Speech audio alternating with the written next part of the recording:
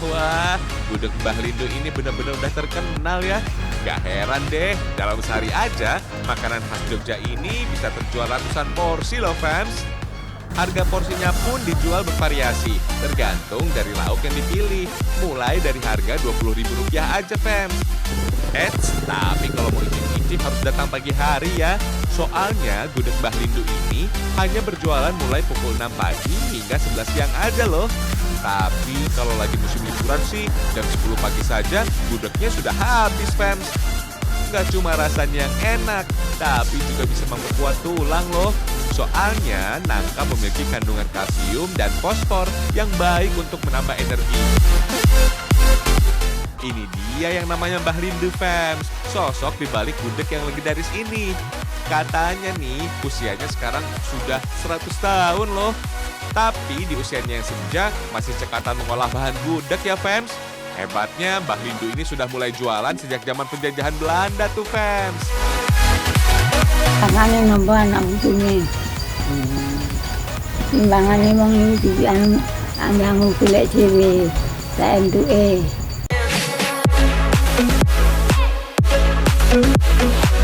Eits, tapi yang hebatnya nih, usaha gudeg ini dijalankan oleh anak-anaknya fans.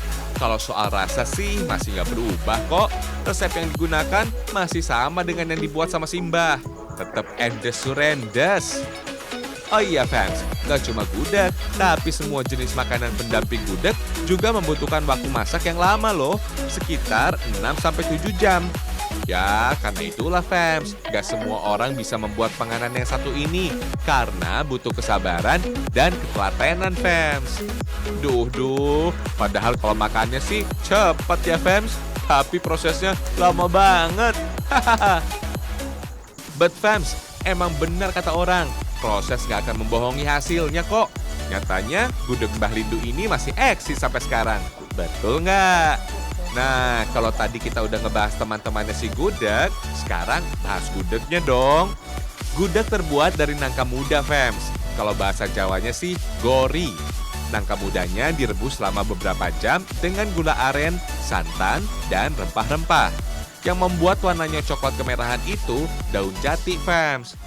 Selain menjadi penganan tradisional, gudeg dulunya sering disajikan oleh orang yang bernazar sebagai bentuk wujud syukurnya loh.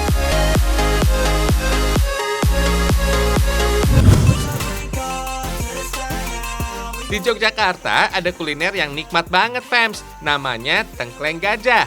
Tenang, makanan ini bukan terbuat dari tulang gajah kok. Cuma nama masakannya aja, karena isiannya tulang kambing yang potongannya dan porsinya besar. Makanya dinamakan gajah. Hahaha. Langsung kita bikin aja yuk. Bersihkan dulu tulang kambingnya fams. Karena ukurannya yang besar, tulangnya juga harus direbus sebanyak 2 kali. Yang pertama untuk menghilangkan bau amis daging dan membuat teksturnya lebih empuk. Yang kedua baru deh kita masak. Butuh waktu lebih kurang 1 jam sampai tengklengnya empuk. Sekarang kita siapin deh panci kedua untuk bumbu untuk masak tengklengnya. Masukin semua bumbunya ya. Kalau disebutin satu-satu kayaknya bisa sampai sore fams, saking banyaknya. Hahaha. Lanjut, langsung kita masukin aja fams tulang kambingnya ke dalam panci yang udah berisi bumbu. Butuh waktu lebih kurang 2 jam sampai semua bumbu bisa meresap ke dalam daging. For your info nih, untuk mendapatkan manfaat dari daging kambing, lebih baik daging kambingnya diolah dengan cara direbus atau dikukus fams. Dengan cara itu, selain enak, dagingnya menjadi bermanfaat untuk mencegah anemia dan meningkatkan kekebalan tubuh fams. Cocok banget nih fams, biar kita nggak gampang sakit, termasuk terserang wabah virus. Sip, udah jadi nih. Selamat mencoba fams.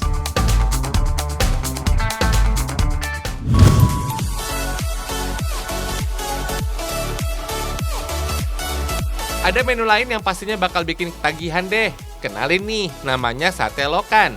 Sate lokan atau sate kerang adalah kuliner khas Kabupaten Pesisir Selatan, Sumatera Barat. Nggak cuma enak fams, lokan ini juga memiliki kadar lemak jenuh yang rendah loh. Tapi asam lemak tak jenuhnya cukup tinggi. Makanya sate lokan ini konon bermanfaat untuk melancarkan peredaran darah sehingga mencegah terjadinya hipertensi. Oh iya fams, lokan adalah sejenis kerang seperti kerang ijo dan tiram dengan cangkang yang lebih besar dan kehitaman. Hewan satu ini memang banyak ditemukan di Kabupaten Pesisir Selatan Provinsi Sumatera Barat. Cus, kita buat Fems. Walaupun membutuhkan waktu yang lebih lama, menghaluskan bumbu dengan cara diulek akan membuat rasanya jadi lebih nikmat loh. Karena prosesnya yang berjalan perlahan membuat minyak alami yang ada di dalam bumbu dapat semakin keluar. Tumis bumbu halusnya. Apinya nggak usah besar-besar ya Fems, biar nggak gosong. Biar lebih mantap, lokannya kita rebus dulu dengan bumbu. Seperti santan, daun kunyit, dan serai. BTW nih Fems, santan digunakan supaya dagingnya lebih gurih dan bercita rasa saat dibakar nanti. Butuh waktu lebih kurang 1 jam sampai semua bumbu bisa meresap ke dalam dagingnya Fems. Sip, waktunya bakar-membakar nih. Fems, walaupun sering digunakan untuk membakar makanan, ternyata arang juga punya banyak manfaat loh. Arang biasa digunakan dalam produk kecantikan karena dapat mengurangi minyak berlebih, menutup pori-pori yang ada di wajah, dan menghilangkan ketombe. Jangan lupa bumbu satenya ya. Gak beda kok sama bumbu sate Padang. Kental dan enak deh pokoknya.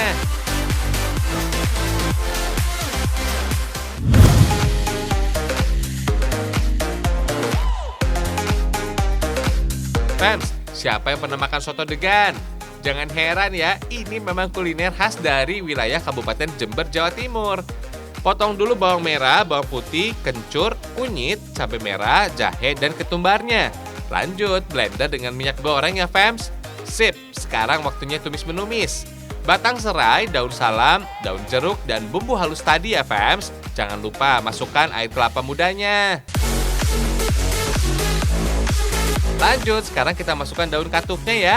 Fems, selain baik dikonsumsi oleh ibu yang sedang menyusui, daun katuk juga bisa jadi obat flu, mengobati luka, dan anti diabetes. Mantap! Sekarang masukkan udangnya ya. Udang ini sudah diberi perasan air jeruk sebelumnya Fems. Lanjut, masukkan daging kelapanya setelah udangnya matang. Jangan lupa matikan api, so degannya masih fresh gitu Fems. Aduk rata dulu ya. Selain segar, daging kelapa muda juga banyak manfaatnya. Seperti menyehatkan jantung, menurunkan berat badan, dan meningkatkan sistem imun tubuh. Cocok deh biar badan kita nggak gampang terserang penyakit.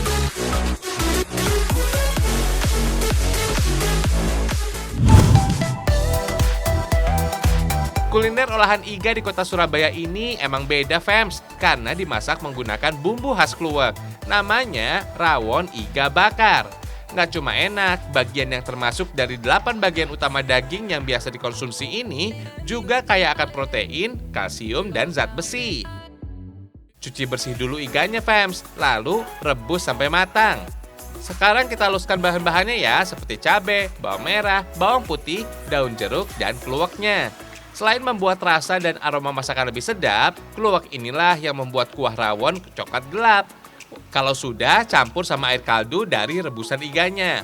Fems, sebelum disajikan, bakar dulu daging iganya ya. Nggak cuma enak aja, iga bakar ini juga konon dapat meningkatkan energi dan sistem kekebalan tubuh loh. Cocok banget nih, biar tubuh kita nggak gampang sakit.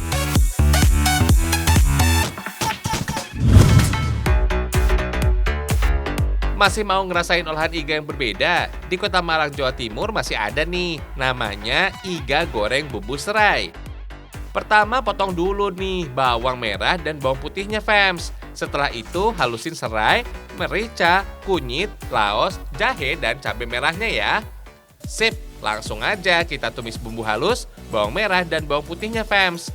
Setelah bumbu matang, langsung deh masukkan daging iganya. Biar bumbu lebih mudah meresap ke dalam daging, jangan lupa kasih sedikit air ya. Kuliner yang didominasi oleh bumbu rempah dan berpadu dengan kelembutan daging iga ini dijamin bikin susah buat berhenti ngunyah deh. Ayo, siapa yang mau coba?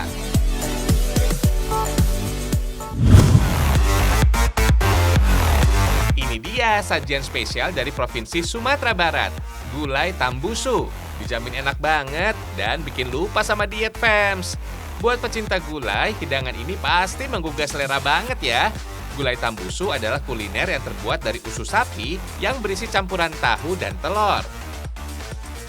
Mau coba bikin Fems? Jangan lupa bahan utamanya ya, usus sapi dan telur. Usus sapi digunakan karena teksturnya yang lembut. Sekarang kita bikin isian tambusunya ya.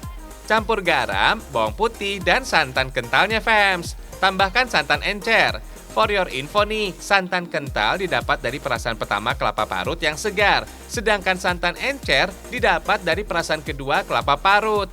Lanjut, langsung masukin telurnya dan aduk lagi sampai menyatu ya, biar adonan gulai tambusunya mantap. Fams, telur ini berfungsi sebagai perekat atau pengikat pada adonan loh. Hal ini tidak terlepas dari sifat adhesivitasnya sehingga dapat mengikat bahan lain dan membuat tekstur adonan menyatu. Waktunya mengolah usus sapinya nih. Biar nggak tumpah, ikat salah satu bagiannya dulu ya.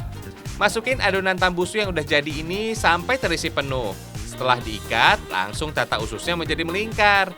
Fams, walaupun kelihatannya sederhana, menata gulai tambusu ini harus hati-hati ya, supaya ususnya tidak pecah dan menjadi berantakan. Baik, langsung kita rebus aja yuk. Sekarang waktunya kita membuat gulai.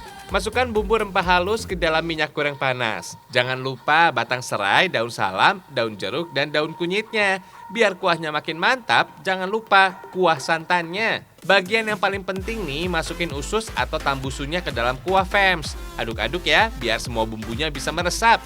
Jadi deh. Gulai tambusu ini memang menjadi salah satu menu khas yang ada di warung-warung nasi kapau Fams. Cita rasa khas yang dimiliki gulai ini memang berbeda dengan gulai dari daerah lainnya. Rasa pedas berpadu dengan rasa gurih dijamin akan bikin nambah deh makannya. Mantap!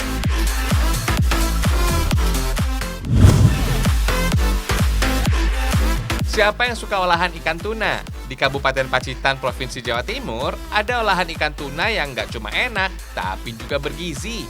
Namanya sayur kalakan, Fams. Kuliner berkuah ini adalah makanan favorit Presiden ke-6 Republik Indonesia, Bapak Susilo Bambang Yudhoyono loh. Ayo, siapa yang mau coba? Pilih ikan tunanya yang segar ya, Fams. Ciri-cirinya tekstur daging ikannya kenyal, tidak berlendir, dan baunya nggak menyengat. Sip, langsung kita olah aja yuk. Bersihkan dan potong dulu ikan tunanya, Fams. For your info nih, walaupun terlihat sederhana, membersihkan ikan juga harus hati-hati loh. Jangan sampai hasilnya berantakan, karena akan berpengaruh pada cita rasanya. Oke, langsung tusuk semua daging ikan tunanya menggunakan lidi, Fams. Jangan berantakan ya. Hahaha, sekarang waktunya pengasapan. For your info nih, selain membuat cita rasa dan aroma semakin nikmat, proses pengasapan pada ikan juga membuat daging ikan lebih tahan lama, Fams. Lanjut, Fams, masukin bawang merah, bawang putih, lengkuas, kemiri, cabai rawit merah, garam, dan gula. Setelah halus, langsung tumis aja ya. Jangan lupa masukin tomat, daun salam, daun jeruk, sama santannya, biar kuahnya semakin bercita rasa dan kental. Mantap! Langsung masukin deh daging ikan asapnya. Biasanya masyarakat Pacitan menikmati sayur kalakan dengan nasi tiwul, Fams. Mantap!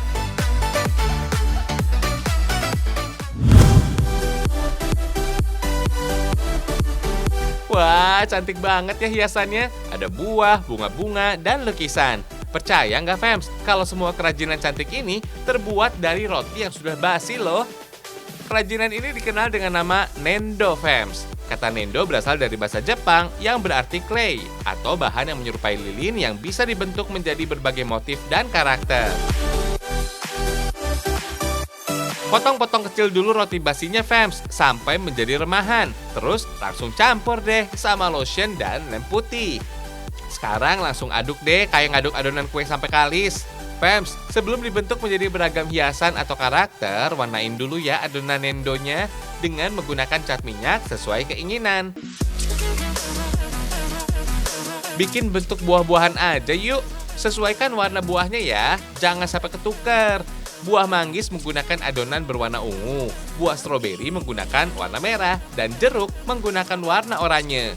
Biar lebih cantik, hiasan Nendo ini juga bisa dikreasikan dengan talenan biar Nendonya semakin tertata dan bisa memanjakan mata. Ayo, siapa yang mau? Bikin gih, cocok banget buat mempercantik rumah loh.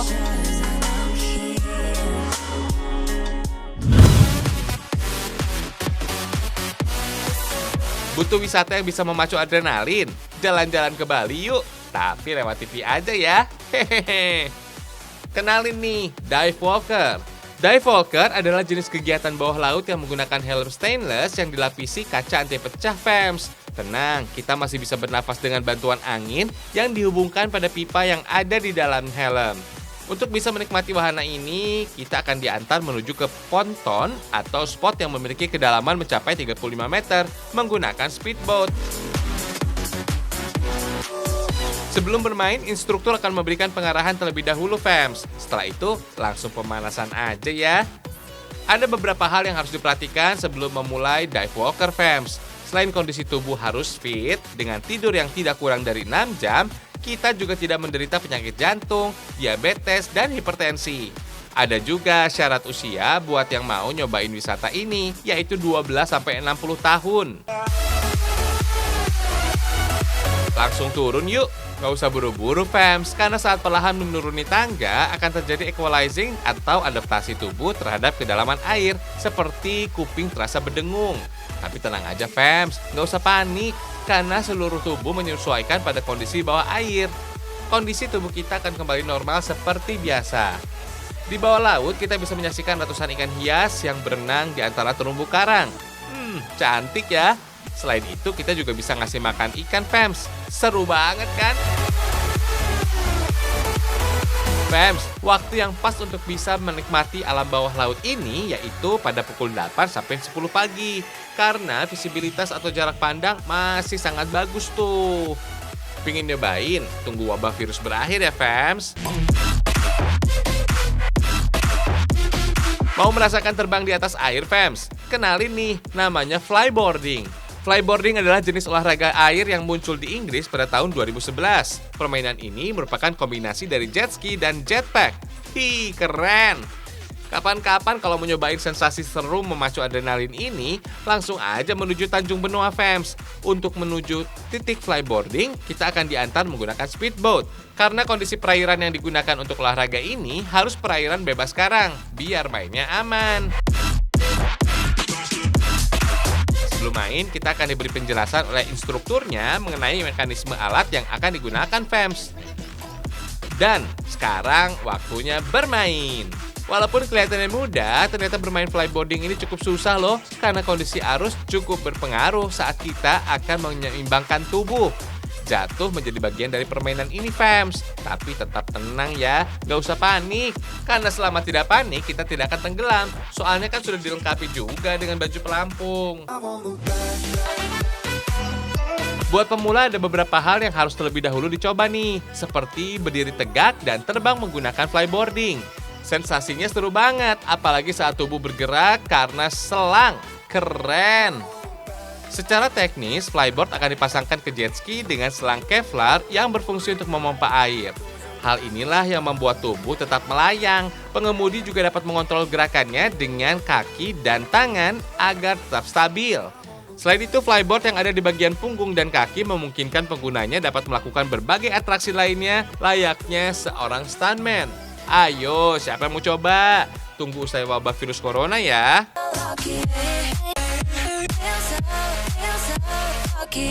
Fams, kalau soal wisata seru nggak cuma ada di Pulau Bali aja. Di Baturaden Purwokerto ada juga wisata yang nggak kalah nih, namanya slackline. Slackline merupakan olahraga meniti tali dengan ketinggian tertentu hingga sampai pada titik akhir yang berada di bagian lain tali. Ada 3 jenis model slackline. Pertama ada long line, high line, dan trick line. Aktivitas ini membutuhkan keterampilan keseimbangan loh, biar nggak gampang jatuh. Biasanya para pecinta slackline berlatih di Curug Bayan yang menjadi salah satu objek wisata yang ada di kawasan Baturaden. Curug Bayan memang biasa digunakan untuk kegiatan long line fams, tapi di sini beda. Kalau biasanya di atas tanah, di sini dilakukan di atas air yang tepat berada di depan air terjun. Keren banget ya. Aktivitas ini juga biasa disebut waterlining fams atau meniti tali di atas air. Panjang lintasan dengan hembusan angin yang kencang di sekitar lokasi air terjun membuat tantangan tersendiri bagi para pecinta slackline ini. Bagi mereka pecinta trickline, biasanya mereka melakukan kegiatan di sekitaran kampus dengan menjadikan pohon sebagai tiang penyangga. Nggak cuma berjalan aja, para pecinta aktivitas ini juga bisa duduk, berbaring, hingga terlentang loh. Seolah seperti menari di atas tali ya. Keren!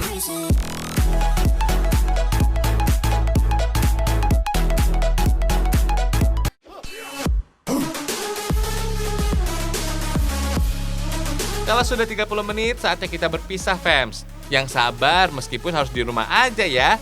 Tetap nonton Ragam Indonesia, karena Ragam Indonesia, satu Indonesianya berjuta kekayaannya. Yaudah, bye-bye.